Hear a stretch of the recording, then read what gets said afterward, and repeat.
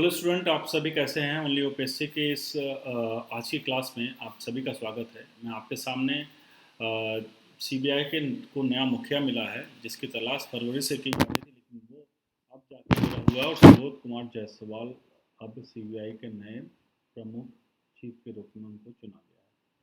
तो इस क्लास में मैं आपको, इस वीडियो में आपको दिखाऊंगा कि कैसे सीबीआई के ये जो सुबोध कुमार जायसवाल है, इनका सिलेक्शन हुआ है, क्या कुछ मुख्य कारण थे और कैसे इस बार अब की बार चीफ जस्टिस ऑफ इंडिया जो हैं रमन्ना, उनको इंटरप्ट करना पड़ा है कि इस पूरे के पूरे प्रोसेस में। तो पूरा का पूरा प्रक्रिया जानेंगे कि आखिर एक सीबीआई के जो सबसे अहम पद है, सबसे देश का सर्वोच्च पद है सीबीआई का, हमारी इंटेलिजेंस, हमारी जो एजेंसीज हैं सरकार, वो तो उसका सिलेक्शन चयन कैसे होता है। तो चलिए चलते हैं। सबसे बड़ी बात इसमें है, पहले तो आप सभी स्टूडेंट्स के क्षमा चाहते हैं, क्योंकि इधर कोरोना के कारण क्लासेस नहीं हो पाई और फिर से हम शुरू कर रहे हैं इसको। आपको जो क्लासेस मिली हैं लगातार मिलते रहेंगे। और अब हम इस वीडियो को चाहेंगे कि अपने फ्रेंड्स को, अपने दोस्तों को ज़रूर शेयर करें, क्योंकि पूरा कंप्लीट डिटेल आपको एक के बाद एक हम यहाँ पर देंगे, आपके सामने एक एक चीज़ें दिखती जाएंगी।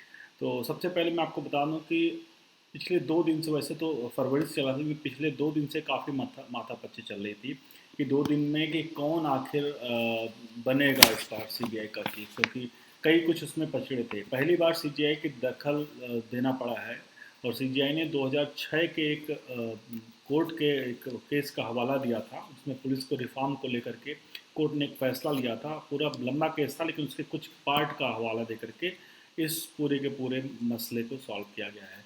अभी फरवरी से लेके आज मई है, मई तक जो अभी सीबीआई के डायरेक्टर थे वो अंतरिम डायरेक्टर थे, मतलब फुल टाइम डायरेक्टर नहीं था कोई, अंतरिम डायरेक्टर था, जो मतलब जब कार्यकारी डायरेक्टर, जब तक मतलब कोई दूसरा नहीं आएगा तब तक वो संभाल लेते।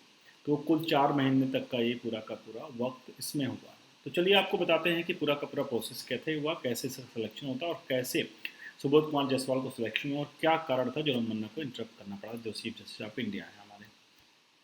सबसे पहले आपको बता दें, आपके सामने दिख रहा है कि हाई पावर कमेटी जो होती है वो इस पूरे के पूरे उसका गठन करती है, हाई पावर कमेटी। अब हाई पावर कमेटी में कौन आता है वो समझिएगा। इसमें प्रधानमंत्री हैं, चीफ जस्टिस ऑफ इंडिया हैं और विपक्ष का नेता होता है जो। तो इसमें विपक्ष का नेता कोई नहीं है, तो एक कांग्रेस की तरफ बड़ा चेहरा अधीर रंजन चौधरी हैं कांग्रेस के, वो इस कमेटी में शामिल थे। यानी कि सबसे पहले आप जान लीजिए कि सवाल पूछा आता है कि कौन इसका सिलेक्शन करता है, तो हाई पावर कमेटी करती है इसको, पावर कमेटी करती है इसका सिलेक्शन, जिसमें प्रधानमंत्री उसमें होते हैं, चीफ जस्टिस ऑफ इंडिया होते हैं और विपक्ष के नेता होते हैं। तो इसमें नाम 3 आए, प्रधानमंत्री नरेंद्र मोदी थे, chief justice of India N V Ramana थे और अधीर रंजन चौधरी जो कांग्रेस के थे, वो यहाँ पर इसमें शामिल हुए थे। अब आगे बढ़ते हैं कि इसमें सिलेक्शन प्रोसेस कैसे होता है। सबसे पहले जो शुरुआत की आपके सामने दिख रहा है कि ओरिजिनली क्या करते हैं, 109 नाम को, जो 1984 से लेकर 1987 के बैच के ऑफिसर थे, वो 109 नामों को यहाँ पर सिलेक्शन के लिए लिया गया था। 109 नाम 3 साल के बैच के जो ऑफिसर्स थे और उनको DOPT, ये जो DOPT आती है, ये प्राइम मिनिस्टर ऑफिस के अंडर में आती है। ये DOPT की जो टीम है ये इनिशियली शॉर्टलिस्ट करती है, डिपार्टमेंट ऑफ जो ये है इनिशियली ये ट्रांसफर वो करती है, इनको शॉर्टलिस्ट करती है नामों को, 109 नामों को। और उसके बाद 109 नामों में से 10 नाम कंसीडर किए जाते हैं हाई पावर्ड कमेटी के लिए। इसमें 109 पहले सिलेक्शन होता है, उसके बाद इसमें से जो प्राइम मिनिस्टर ऑफिस 10 नामों को आगे हाई पावर्ड कमेटी को वो करता है। हाई पावर्ड कमेटी कौन है, ये तीनों, यानी कि 10 नाम इसमें 109 में से शॉर्टलिस्ट करके 10 नाम आगे जाते हैं। उसके बाद इसमें से 4 नाम और काट दिया जाता है, जो फाइनल मीटिंग के लिए जाता है।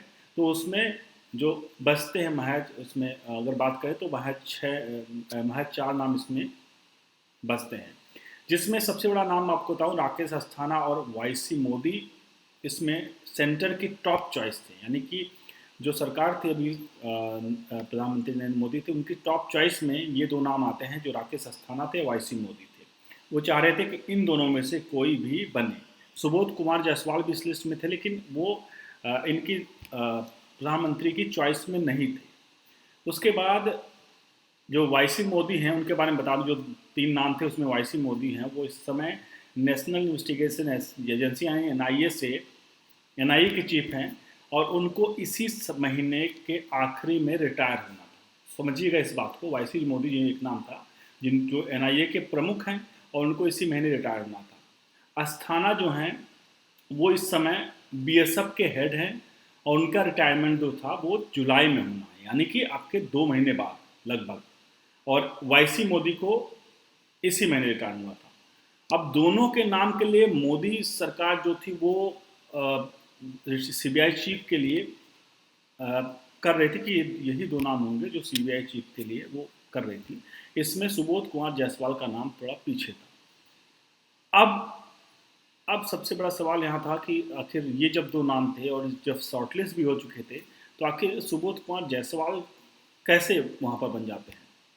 तो उसमें जो सबसे मेन कारण फंसा उसमें एक समझने का कि चीफ जस्टिस ऑफ इंडिया जो है हमारे एनवी रमन्ना को यहाँ पर इंटरप्ट करना पड़ा, और उनका इंटरप्ट भी बड़ा इंटरेस्टिंग था। वो इंटरेस्टिंग ये था कि उन्होंने आपके सामने दिख रहा है कि justice of India N V Ramana cited Supreme Court guideline to rule out their nomination. तो उन्होंने सुप्रीम कोर्ट की गाइडलाइन को बताया नॉमिनेशन करने के लिए। उन्होंने कहा कि 2006 में एक प्रकाश सिंह जजमेंट था, पुलिस का रिफॉर्म के लिए एक केस था जो प्रकाश सिंह जजमेंट के नाम से, प्रकाश सिंह के नाम से आता है। उसमें एक कोर्ट ने एक आदेश दिया था कि किसी भी बड़े पद पर कोई भी व्यक्ति जो है उसको अपॉइंट नहीं किया जा सकता है जिसका कार्यकाल 6 महीने से कम होगा। एक बार समझिएगा, मैं दूसरी लाइन कर रहा हूँ, मैं आपको देखिए। इसमें लिखा है CBI Ramana cited before committee the 6-month rule mention in 2006 landmark Prakash Singh judgement on police. This reportedly first time rule has been put forward during selection of new CBI director and chief justice instead that it be complied with. मतलब कि अगर कोई chief justice या कि बड़े पद पे जाता है तो कम से कम उसको रिटायरमेंट के लिए 6 महीने होना चाहिए। अब इस केस में आपको समझना पड़ेगा, जो मैंने एक बार इससे पहले का चार्ट दिखाया था, इसमें देखिए, इसमें लिखा है कि वाईसी मोदी जो थे उनका रिटायरमेंट इसी महीने के आखिरी में है, अस्थाना के रिटायरमेंट जुलाई में है।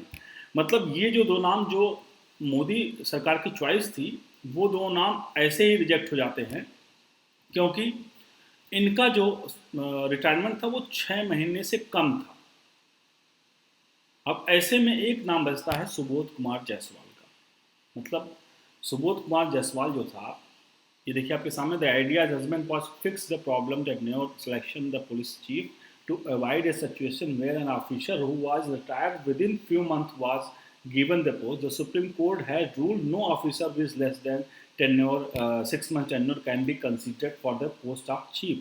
With Rakesh Asthana set entirely 31st and YC Modi set to retire on 31st May, both would be immediately ruled out the running of virtual of this judgment. यहाँ पर साफ देखिए, आपके सामने लिख रहा है कि यहाँ पर 31 मई को जो है वो राकेश अस्थाना का रिटायरमेंट था। जगह 31 मई को वाईसी मोदी का रिटायरमेंट था और राकेश अस्थाना का 31 जुलाई को रिटायरमेंट है।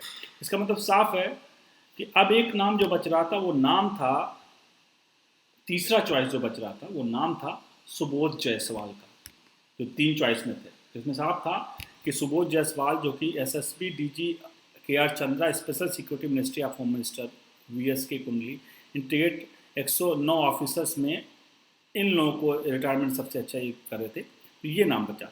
इसमें सबसे अहम बात आपको थोड़ा समझना पड़ेगा कि जो 109 नाम थे, जिनको शुरू में मैंने आपको बताया कि 109 नाम जो थे ये सामने आपके जो 1984 और 87 बैच के थे और उनका सिलेक्शन किया गया था, इसमें सबसे बड़ा अचरज वाली बात थी, जो अचंभे वाली बात थी, उसमें मैक्सिमम जो नाम थे, मतलब सिर्फ 3 नाम जो मैक्सिमम नाम थे वो 6 महीने से कम रिटायरमेंट का उनका था कि वो 6 महीने से कम में ही रिटायरमेंट हो जाएंगे। मतलब उसमें सुबोध जायसवाल को पूरा वेटेज मिला पूरी तरह से।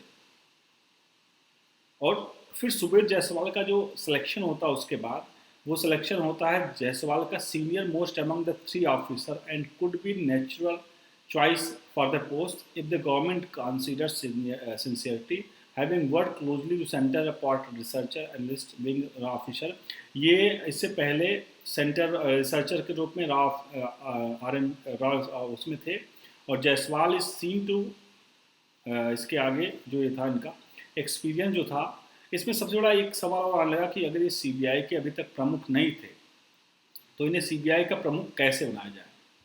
और दूसरी बात यह है, अब आपके मन में एक सवाल पैदा हो रहा होगा कि जब जो प्रकाश सिंह की जो केस का रेफरेंस लिया गया, अब जब रिटायरमेंट के लिए किसी का कहा गया कि 6 महीने से ज़्यादा का अगर किसी का होगा टेन्योर, तो ही वो क्या कर सकता है, तो ही सीबीआई के पद पर हो सकता है। और सीबीआई का पद, चीफ का पद जो होता है वो 2 साल का होता है।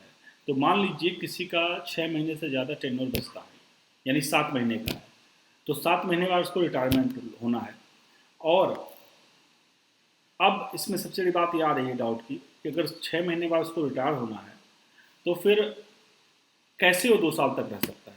तो इसका सटीक और सही जवाब है कि इसमें जो वो दिया आता है मेन, कि इसमें उस 6 महीने या 7 महीने का जो भी टर्न जिसका हो गया 8 महीने या साल भर का है, उसे 2 साल का कर दिया जाएगा। यानी कि 2 साल उसको सेवा देनी है, चाहे उसका रिटायरमेंट 6 महीने में हो रहा है या 7 महीने या साल भर में कभी हो रहा है, 2 साल तक उसको सेवा करनी है। तो ये थे मेन ट्रिक जिसकी वजह से सुबोध कुमार जायसवाल को अपनी बार सिलेक्शन किया गया है सीबीआई के पोस्ट पर।